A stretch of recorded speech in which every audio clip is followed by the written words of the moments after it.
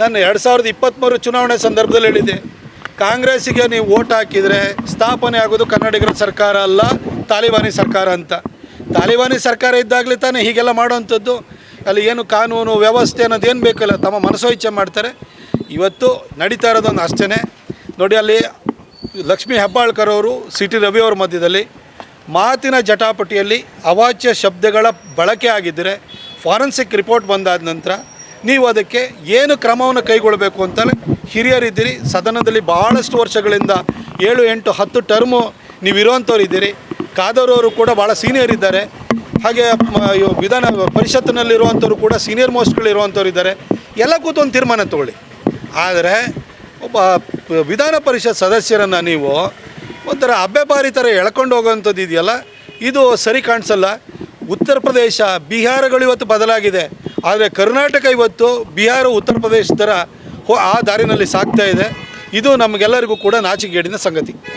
ನಾನು 2023 ಚುನಾವಣೆ ಸಂದರ್ಭದಲ್ಲಿ ಹೇಳಿದೆ, ಕಾಂಗ್ರೆಸ್ಸಿಗೆ ನೀವು ಓಟ್ ಹಾಕಿದರೆ ಸ್ಥಾಪನೆ ಆಗೋದು ಕನ್ನಡಿಗರ ಸರ್ಕಾರ ಅಲ್ಲ, ತಾಲಿಬಾನಿ ಸರ್ಕಾರ ಅಂತ. ತಾಲಿಬಾನಿ ಸರ್ಕಾರ ಇದ್ದಾಗಲೇ ತಾನೇ ಹೀಗೆಲ್ಲ ಮಾಡೋವಂಥದ್ದು.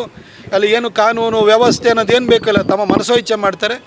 ಇವತ್ತು ನಡೀತಾ ಇರೋದೊಂದು ಅಷ್ಟೇ ನೋಡಿ. ಅಲ್ಲಿ ಲಕ್ಷ್ಮೀ ಹೆಬ್ಬಾಳ್ಕರ್ ಅವರು, ಸಿ ಟಿ ರವಿ ಅವರ ಮಧ್ಯದಲ್ಲಿ ಮಾತಿನ ಜಟಾಪಟಿಯಲ್ಲಿ ಅವಾಚ್ಯ ಶಬ್ದಗಳ ಬಳಕೆ ಆಗಿದ್ದರೆ ಫಾರೆನ್ಸಿಕ್ ರಿಪೋರ್ಟ್ ಬಂದಾದ ನಂತರ ನೀವು ಅದಕ್ಕೆ ಏನು ಕ್ರಮವನ್ನು ಕೈಗೊಳ್ಳಬೇಕು ಅಂತಲೇ ಹಿರಿಯರಿದ್ದೀರಿ. ಸದನದಲ್ಲಿ ಭಾಳಷ್ಟು ವರ್ಷಗಳಿಂದ 7, 8, 10 ಟರ್ಮು ನೀವು ಇರುವಂಥವ್ರು ಇದ್ದೀರಿ. ಕಾದರವರು ಕೂಡ ಭಾಳ ಸೀನಿಯರ್ ಇದ್ದಾರೆ.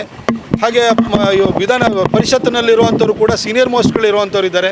ಎಲ್ಲ ಕೂತು ಒಂದು ತೀರ್ಮಾನ ತಗೊಳ್ಳಿ. ಆದರೆ ಒಬ್ಬ ವಿಧಾನ ಪರಿಷತ್ ಸದಸ್ಯರನ್ನು ನೀವು ಒಂಥರ ಅಬ್ಬೆಬಾರಿ ಥರ ಎಳ್ಕೊಂಡು ಹೋಗೋವಂಥದ್ದು ಇದೆಯಲ್ಲ, ಇದು ಸರಿ ಕಾಣಿಸಲ್ಲ.